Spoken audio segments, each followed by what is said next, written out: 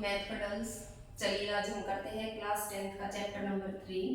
Third chapter में हमें क्या दे रखा है, हमारा चैप्टर है pair of linear equations in two variables. It means pair, जो भी इक्वेशन होगी वो हमें पेयर में मिलेगी, दो इक्वेशन होगी एक साथ। लीनियर इक्वेशंस कल हमने पढ़ा था, जहां पर वेरिएबल की हाईएस्ट पावर क्या होती है, 1। Highest power of variable is equal to 1। It means हमारे पास वेरिएबल होगा बट उसकी हाईएस्ट पावर कितनी होगी, 1 इन टू वेरिएबल्स।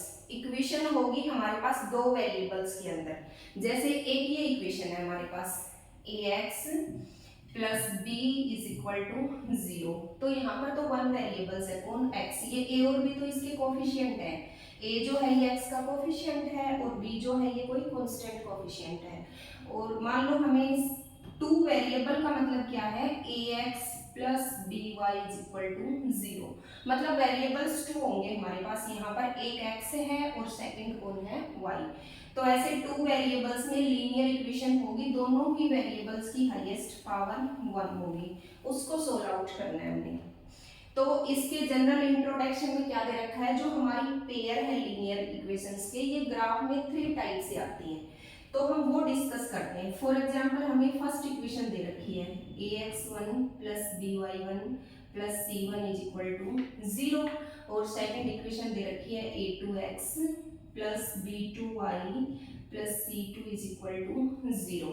हमारी जो फर्स्ट इक्वेशन है इसमें a1 जो है ये x का कोफिशिएंट है, b1 जो है ये y का कोफिशिएंट है और c1 एनी कांस्टेंट इंटीजर। ऐसे ये x का कोफिशिएंट है, b2 y का कोफिशिएंट है और c2 इज एनी कांस्टेंट। तो क्या करेंगे, इनके रेशियो को कंपेयर करते हैं। रेशियो किसका कंपेयर किया जाता है, कोफिशिएंट का। अब देखो जो भी कोफिशिएंट है हमारे पास a1 b1 c1 a2 b2 c2, इनका रेशियो कैसे कंपेयर होगा, a1 by a2 b1 by b2, a1 by a2 b1 by b2। इसकी दो कंडीशन होगी, या तो ये नॉट इक्वल होगा या फिर ये इक्वल होगा। अगर ये नॉट इक्वल है तो फिर c1 और c2 को तो हमने चेक नहीं करना है। अगर ये इक्वल है तो इसकी फिर से दो कंडीशन होंगी हमारे पास, a1 by a2 equal to b1 by b2। ये c1 by c2 के या तो नॉट इक्वल होगा या फिर c1 by c2 के क्या होगा, इक्वल होगा। अगर ये दोनों नॉट इक्वल है, a1 by a2 is not equal to b1 by b2, तो जो ग्राफिकल रिप्रेजेंटेशन है, ग्राफ के ऊपर जो दोनों लाइंस आएंगी वो हमारी कैसी आएंगी, इंटरसेक्टिंग। जो दोनों लाइंस है वो इंटरसेक्टिंग आएंगी। और जो अलजेब्रिक रिप्रेजेंटेशन, मतलब जो अलजेब्रिक सॉल्यूशन है हमारा, वो कैसा आएगा, यूनिक सॉल्यूशन आएगा। ये मैं आपको समझाऊंगी कैसे आएगा, यूनिक सॉल्यूशन आएगा। उसके बाद नेक्स्ट, अगर ये दोनों आपस में इक्वल है और c1 by c2 इनके नॉट इक्वल है, तो हमारी जो लाइंस है वो कैसी होंगी, पैरेलल होंगी, पैरेलल लाइंस होंगी और इसका नो सॉल्यूशन, कोई भी सॉल्यूशन नहीं होगा। उसके बाद अगर तीनों ही आपस में इक्वल है तो हमारी जो लाइंस है वो कोइंसिडेंट लाइन होगी, कोइंसिडेंट लाइंस होंगी। और जो सॉल्यूशन होगा वो इनफाइनाइट मैनी सॉल्यूशन होगा, इनफाइनाइट मैनी सॉल्यूशन। अब हम ये चेक करते हैं कि कैसे होगा on graphical representation.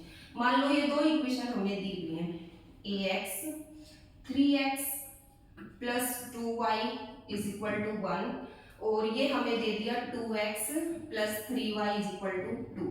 It means a1 by a2 is not equal to b1 by b2 है। तो जब हम इनको ग्राफ के ऊपर प्लॉट करेंगे, ग्राफ पर प्लॉट करते थे हम 9th क्लास में, हमने मान लिया कि ये लाइन आ गई हमारी 3x plus 2y is equal to 1 और दूसरी हमारी ये वाली लाइन आ गई 2x plus 3y is equal to 2। मतलब ऐसी जो लाइंस होती हैं उनमें एक इंटरसेक्टिंग पॉइंट जरूर आता है और एक ही होगा ये इंटरसेक्टिंग पॉइंट। दोनों लाइन एक दूसरे को एक पॉइंट के ऊपर इंटरसेक्ट करेंगी और ये जो इंटरसेक्टिंग पॉइंट है ये ही हमारा यूनिक सॉल्यूशन होगा।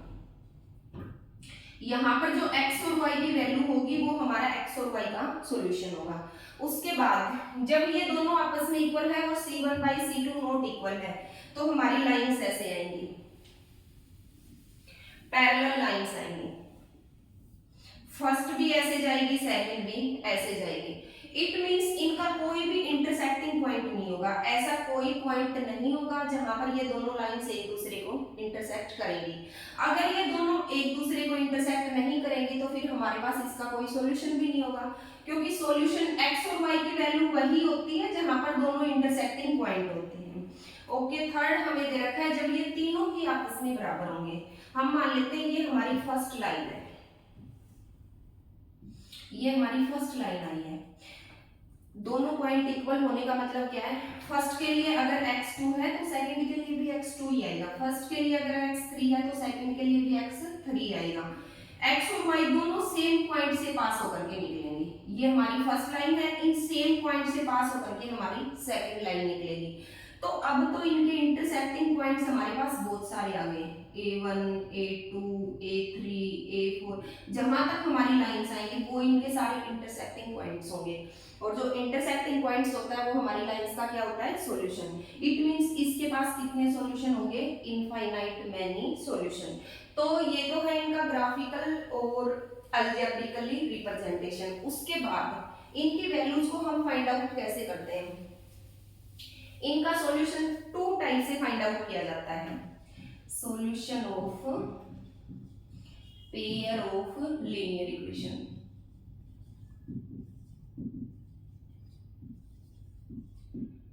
फर्स्ट है graphical representation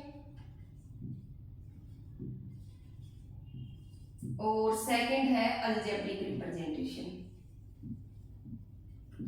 algebraic representation, graphical representation में कैसे फाइंड आउट करते हैं। फॉर एग्जांपल हमें कोई भी इक्वेशन दी हुई है 3x + 2y = 1 और x + y = 3, ये दो लाइंस हमें दी हुई हैं। हमें इनको ग्राफिकली सोल्व करना है तो क्या करेंगे, ग्राफ के ऊपर प्लॉट करना है दोनों लाइंस को।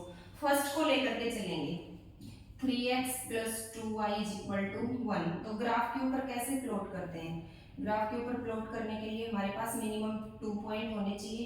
x को 0 पुट किया हमने, y की वैल्यू फाइंड आउट कर ली। x को 0 करेंगे तो y कितना आ जाएगा, 1/2, और अगर y को 0 करेंगे तो x कितना आ जाएगा, 1/3। फाइंड आउट पुट कर देंगे यहाँ पर। ये पॉइंट होता है हमारा 0 0, उसके बाद 1 2 3 4 5, 1 2 3 4 5। x हमारा 0 है तो y हाफ है, x हमारा 0 है, y हाफ है। उसके बाद जब y हमारा 0 है तो x कितना है, 1/3 है। मतलब ऐसे ये लाइन आएगी। ये तो हमारी फर्स्ट लाइन हो गई, 3x + 2y = 1। ओके, अब हम सेकंड ड्रॉ करते हैं। सेकंड के लिए हमें इक्वेशन दे रखी है x + y = 3। इसको ड्रॉ करने के लिए फिर से हमें दो पॉइंट चाहिए। ये हमारा x है, ये हमारा y है। x को हमने 0 सपोज किया, y कितना आया, 3, और y को हमने 0 सपोज किया तो x कितना आया, 3। 0 3 और 3 0, और मतलब ये हो जाएगा एक, जैसे इसके हमारे पास छोटे पॉइंट है, कंप्लीट पॉइंट अगर हम फाइंड आउट करेंगे तो ये ऐसे जाएगी आगे, और जब इसको हम फाइंड आउट करेंगे तो ये ऐसे आएगी। मतलब यहाँ इन दोनों का क्या आएगा, इंटरसेक्टिंग पॉइंट, और इन इंटरसेक्टिंग पॉइंट के ऊपर जो x आएगा और जो हमारा y आएगा वो हमारी x और y की क्या होगी, वैल्यू आ जाएगी। ये तो है ग्राफिकल रिप्रेजेंटेशन। उसके बाद हमारे पास है अलजेब्रिक रिप्रेजेंटेशन। जो अलजेब्रिक रिप्रेजेंटेशन है ये फर्दर टू टाइप से डिवाइड कर रखा है। वैसे तो इसका एक और भी मेथड होता है, क्रॉस मल्टीप्लिकेशन मेथड, बट वो अब हमारे सिलेबस के अंदर है नहीं। फर्स्ट होता है एलिमिनेशन मेथड, एलिमिनेशन मेथड, और एक होता है substitution method. Substitution method. Elimination method क्या होता है, एलिमिनेशन का मतलब होता है बेटे एलिमिनेट टू वन वेरिएबल। एक वेरिएबल को एलिमिनेट कर लेंगे और दूसरे की वैल्यू फाइंड आउट कर लेंगे।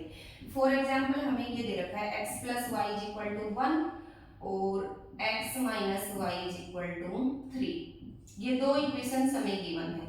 हमें इसको एलिमिनेशन मेथड से सोल्व करना है, तो क्या करेंगे, या तो x और y में से कोई भी एक वेरिएबल पहले से इक्वल गिवन होगा। अगर इक्वल गिवन है फिर तो डायरेक्ट ऐड या सब्ट्रैक्ट कर लो। अगर इक्वल गिवन नहीं है तो किसी भी कांस्टेंट इंटीजर से मल्टीप्लाई करके हम उसको बराबर कर लेते हैं। अब इसमें देखो x भी इक्वल गिवन है और y भी इक्वल गिवन है, सीधा ही दोनों को हम ऐड करते हैं तो y से y क्या हो जाता है, एलिमिनेट। x और x कितने हो गए, 2x, 3 और 1 4, x is equal to 4/2, x की वैल्यू कितनी आ जाएगी 2। अब x को पुट कर दो, चाहे इक्वेशन फर्स्ट में पुट कर दो चाहे इक्वेशन सेकंड में पुट कर दो। अगर फर्स्ट में पुट करते हैं तो 2 + y is equal to 1, y is equal to 1 - 2 is equal to -1, that is called elimination method. Second है हमारा सब्स्टिट्यूशन मेथड। सब्स्टिट्यूशन मेथड, इसमें हम क्या करते हैं, वन वेरिएबल को दूसरे की जगह पे सब्स्टिट्यूट करते हैं। सेम हमें वही इक्वेशन दे रखी है, x + y = 3 and x - y = 1। इसको फर्स्ट इक्वेशन सपोज कर लेते हैं, इसको सेकंड। इक्वेशन फर्स्ट से वन वेरिएबल की वैल्यू फाइंड आउट करते हैं। इक्वेशन फर्स्ट को लेकर के चलते हैं, यहाँ से y की वैल्यू आ जाएगी हमारे पास 3 - x, और इसको पुट करेंगे किसकी जगह पे, y की जगह पे हमने x को पुट करना है। अगर फर्स्ट इक्वेशन से फाइंड आउट की हमने तो सेकंड में पुट करेंगे, सेकंड से फाइंड आउट की है तो फर्स्ट के अंदर पुट करेंगे, फर्स्ट से हमने फाइंड आउट किया तो सेकंड के अंदर पुट कर देंगे। सेकंड इक्वेशन हमें दे रखी है x - y = 1, और ये हो जाएगा हमारा, इसके अंदर पुट कर देंगे x as it is, y की जगह पे जो y की वैल्यू फाइंड आउट की है वो सब्स्टिट्यूट करेंगे। 3 - x = 1, और ये माइनस अंदर जाएगा तो माइनस का 3, और ये माइनस माइनस हो जाएगा प्लस का x = 1। x और x आ गया हमारा 2x, और 3 उधर जाके ऐड हो जाएगा, x = 4/2, x की वैल्यू कितनी आ जाएगी हमारी 2। अब फिर से x को पुट कर देना, चाहे इक्वेशन फर्स्ट में पुट कर देंगे चाहे इक्वेशन सेकंड में पुट कर देंगे, वहां से हमारे पास किसकी वैल्यू आ जाएगी, y की वैल्यू। ओके स्टूडेंट्स, जो थर्ड चैप्टर है हमारा उसमें यही है हमारे पास। एक एक्सरसाइज में तो हमें यही बताना है कि हमारी जो लाइंस है वो कैसी है, इंटरसेक्टिंग है, कोइंसिडेंट है या पैरेलल है। 3 टाइप की होती हैं, ये इनको बोलते हैं इंटरसेक्टिंग लाइन। दूसरी होती है हमारी पैरेलल, जो हमेशा एक दूसरे के पैरेलल चलती है, एंड थर्ड इज कोइंसिडेंट, जैसे फर्स्ट लाइन ये है, इसके ये पॉइंट है तो सेकंड भी इन्हीं को कंसाइड करेगी। अगर इंटरसेक्टिंग है तो ओनली वन सॉल्यूशन, जहां पर ये दोनों एक दूसरे को इंटरसेक्ट करती हैं वही इसका सॉल्यूशन होता है। अगर पैरेलल है तो नो सॉल्यूशन, नो सॉल्यूशन, कोई भी सॉल्यूशन नहीं होता। एंड कोइंसिडेंट है तो मैनी सॉल्यूशन, जहां जहां इनके पॉइंट एक दूसरे को कंसाइड करते हैं वो सारे इसके सॉल्यूशन होते हैं, मैनी सॉल्यूशन। ग्राफिकल रिप्रेजेंटेशन में तो इन 3 टाइप से सॉल्यूशन फाइंड आउट करते हैं, एंड अलजेब्रिक रिप्रेजेंटेशन से 2 method, that is elimination and substitution. Okay, thank you students.